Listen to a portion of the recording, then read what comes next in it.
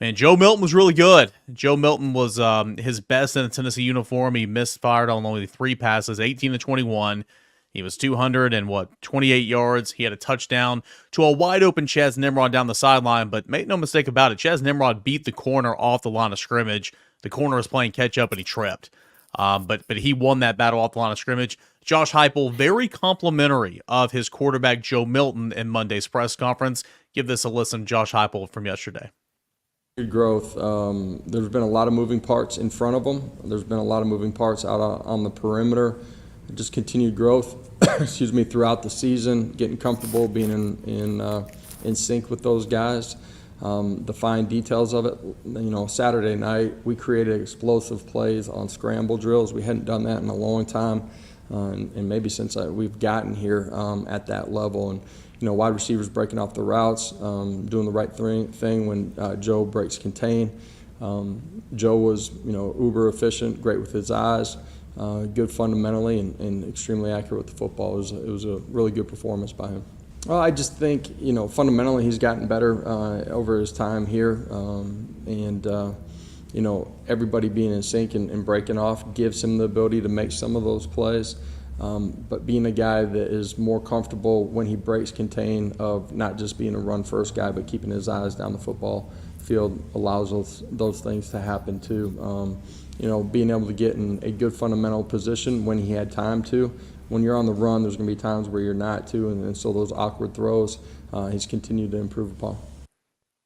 All those questions were from us in the press conference, and he was kind of answering mine more of Joe out of the pocket because he made some really good throws out of the pocket. But I think the last couple of weeks, running him, design runs, scrambling, is kind of carried over to where when you're flushed out of the pocket, man, he was keeping his eyes downfield and he was making some plays. That play to Dante Thornton was really good, shoulder square throwing across his body on a line, 48-yard gain. Joe Milton was good, and Tennessee can win some games with Joe Milton playing like he did parts and times against Alabama and the entire time against Kentucky. I mean, I thought he was really good. Those two throws you referenced, and the one to Thornton in the third quarter, and he had one on the final drive of the first half to Squirrel for that was a 25-yard gain that set up that field goal. The 47-yard gain to Thornton set up point. I mean, both those throws set up points. I mean, in a game, Tennessee won by 6, and those are just plays that he hasn't made, and it's frustrating for fans because you look. I mean, he's the total package. I mean, you would think that he was built to do that, to get outside the pocket, to throw a ball when he's off balance 30 yards on a rope. But we haven't seen that, and so I thought that was really encouraging on Saturday night for him to make those kind of plays out of structure. Yeah, the other thing too that stood out to me, and Glenn Ellerby addressed this at the quarterback club on Monday, is they intentionally went back to tempo in the Kentucky game. Glenn Ellerby said that's something that they just kind of talked about on the practice field, and we need to get back to our identity a little bit. Probably trying to stop being so perfect with every call every time, but getting back and playing fast and going. And I thought it got them in rhythm.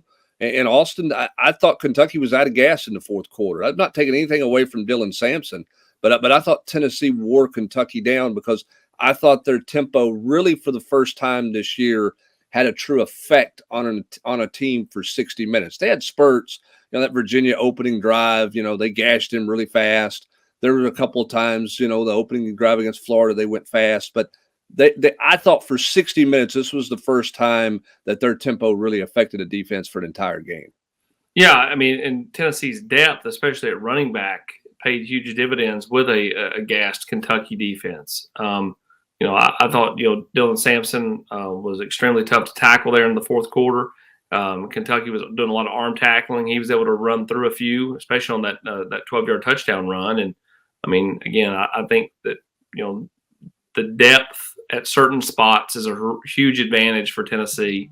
Now, they're not real deep at other spots, so you would say they're thin. But I thought, as long as Tennessee can continue to play at that pace, I think that'll help them, obviously, 2 weeks. And then, against Georgia at home. I'm hopping in here late, so I don't know exactly what you've all talked about. I will say this. I continue to think that the way they've used Joe, using him as a runner, I think that's allowed him to be able to get into the flow of the game a little bit more.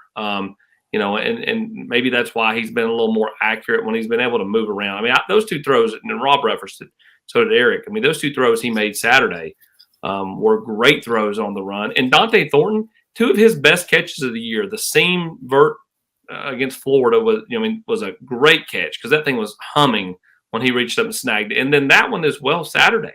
On the move, the defender was right there in pretty good position, kind of flashed in front of the ball, and he's able to make that catch, which is just mind-boggling because he's got some really horrendous drops, but he's caught two extremely tough balls to catch. But this offense, the tempo, I think you got to be who you are, and that's what they profess to be. And for whatever reason, they have really slowed it down. It's been a lot of check with me and looking over it, the chipmunks over there on the sidelines, and I mean, it's been, again, I think going fast is good for them, Brent. By the way, I saw something on social media. Somebody dressed up as Josh Heupel.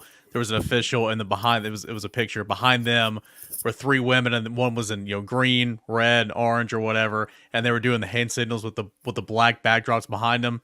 It was a great Halloween little setup right there. I thought that was funny. But Brent, again, the tempo too that Austin's referencing, it's because you have that run game. I mean, you have a run game that's setting you up in second and short, and winning first downs, getting that first down. Jalen Wright was incredible in the first series of the game. He ran hard the entire time until Sampson kind of took over there in the fourth quarter. Tennessee's run game is a big part of that, I feel like, and when Tennessee's back in that tempo, it's back to being who it is. Well, I mean, they've run the football well all year long, even in a slower tempo. But I think it just wears the defense down when you go fast. And I think that's where Tennessee's most comfortable. I think this offensive line, I think Cooper Mays is most comfortable getting it and going. Right. I just think that they play. It's a little less thought, just kind of go play, a little more instinctive.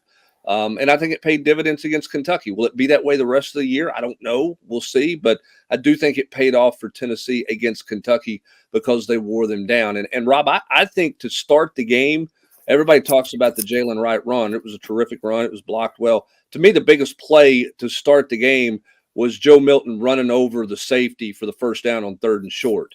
And I say that because, Joe on that play, he understood who he was and where he is. He didn't try to deg leg somebody and bounce it outside and maybe take a chance on being short. He just turned and dropped into the guy and used his power to make sure he had the first down. And I thought that got Tennessee off and going. I thought it got Joe off and going as well. I think when you star big plays in a game, that one may not show up in the stat sheet, but I thought that was a huge play to start the game for Tennessee, Rob. Yeah, if I'm not mistaken, the very next play is Wright's touchdown, right? Convert that 3rd down, it doesn't happen. But, I get what you're saying. It send a message, and, you can't be reckless about that if you're Joe Milton. But, yeah, if you're out in the open field, it's you and a 180-pound defensive back, lower the boom. He did that, sorry to cut you off, he did that first series at Alabama. It was 3rd and 7, and nothing was there, and he scrambled for 9 yards, and he ran over the guy at the sticks. And I thought that was just such a great way to start that football game. So kind of a similar situation. Again, I'll continue to say he did the opposite in the A&M game. So that Rob, that's good to see. Yeah, and I know we talked about it. You have to wonder how healthy he was early in the year. The running style is just so dramatically different. Eric, you referenced the one in Alabama. He had a couple with Alabama. He had one in the second half that was, maybe even more violent. And again, you don't want to be reckless with it, but just as physical as he's been the last 2 weeks, it makes me really wonder, was he capable of being that same kind of runner at Florida, or at that point in time earlier in the year? AP and I talked about this on the 2-minute drill yesterday, Brent, but you got UConn this weekend. You're never going to disrespect an opponent by talking about wanting to get some young guys, but you missed your opportunity against Austin Peay. You missed your opportunity against UTSA. Sure, there were young guys that played in that game, and I'm talking like a half. You need some significant reps for some of those guys. I think that should be a lesson saying, hey, get in, get out, stay healthy. Of course, you can't forecast that, but allow some of these young guys, not just Nico. Of course, you want to see Nico, but the Jordan Matthews, the Ricky Gibson, if he comes back healthy, the Cam Seldons, all those guys to get a whole lot of run in this football game because this might be your last opportunity. Well, I would like to see, even early, even before the half, not just the second half, if you do what you're supposed to do. Now, that Austin P game was 3-3 at the end of the first quarter. So Austin, you didn't give yourself a chance to play a lot of guys. But maybe you get a couple of those young guys in there with some veterans, and you don't just wait and play those guys. I know they're going to do the whole, even if it's a 30-point game, they're going to put all the starters back out to start the second half, because we got to understand how to come out of the locker room the right way to start the second half, or whatever that is. But my point is, that's something Brian Jean-Marie's done a really good job of this year at linebacker, is he's played a young linebacker with Aaron Beasley, or he's played a young backer with Elijah Herring at times. I think playing Dalvin Hobbs in critical situations alongside some veteran guys. I mean, you watch on the tape, and Omari Thomas is helping Hobbs get situated basically every play, but that's okay. That's how you intertwine guys in there. I would like to see him do that. I mean, I would love to see Cam Selden with a carry in the first half, with the number one offensive line. Slide Addison Nichols in for a series at guard and see what he does. Don't just wait till you're making 11 wholesale changes and mop-up duty in the fourth quarter with some of these guys. Would be what I would like to see if the game went the right way, Austin. Yeah, I think that and some of the coaches are probably a little more bold to do those things than others. But I'm with you, Hubbard. I mean, like Ethan Davis. Like, this is a game where you get Ethan Davis, some real run alongside, some real players. I'm with you on Addison Nichols. See what you have there. See what you have out of Vice and Lang. See how he handles it, trying to run tempo out there in a game, and with some actual people around him. And honestly, I'd like to see him have, you don't want to keep like your starters out there, but you also don't want it just to be a bunch of third stringers when Nico goes in either. I think you'd like to see what Nico can do with some actual quality people around him. But I'm with you. I think Cam Selden getting a carry in the first half. Tennessee doesn't need to get anybody banged up. Jalen Wright didn't play the fourth quarter with a little bit of a lower leg deal. It's nothing. He'll be good for the stretch run. But like the other night, Dylan Sampson's able to close it out because you are deep enough to do that. This is something I think that Hubbs hits the nail on the head. Again, I think some of these coaches, you'll absolutely see it. And I think some of them, old habits die hard. Well, and I think what's interesting, Rob, is it's different, and coaches have to adjust to things a little bit. Just like the older coaches are having to adjust to the transfer portal and NIL, you also have to adjust to the significance of playing these guys at this point in time in the season, because you got to figure out what you have. But because it's all about roster management. It's not just about getting 25 new guys in your signing class. It's about, hey, do we need a different position in the transfer portal that we didn't think we were going to need a month ago? Or maybe we don't need somebody in the transfer portal at that position because of what we have. I think coaches have to view it from that standpoint as much as they are just getting young guys experience. It's a little bit about who's vital that we get them back, who it's okay if they don't come back, and what position do we have to go get or don't have to go get in the portal. Sometimes you got to answer those questions in game situations with some of these young guys. I think this game in November is taking on a different level of importance from that standpoint, as opposed to just getting some young guys reps. I mean, I think that's a really good point, Albert, and not just this game, but also your Austin P type games, UTSA games. I think in the climate that the portal has created, the players now have been empowered. Where in the past, I mean, that didn't cross the coach's mind. I mean, we'll wait to spring practice and find out then. Where now spring practice might be too late, not because the kid himself has already made a decision. Maybe because what's he? I can't get in the game against UConn when we're up 38-0 in the third quarter. You know what? I'm not going to wait for spring practice to see where I am in the pecking order.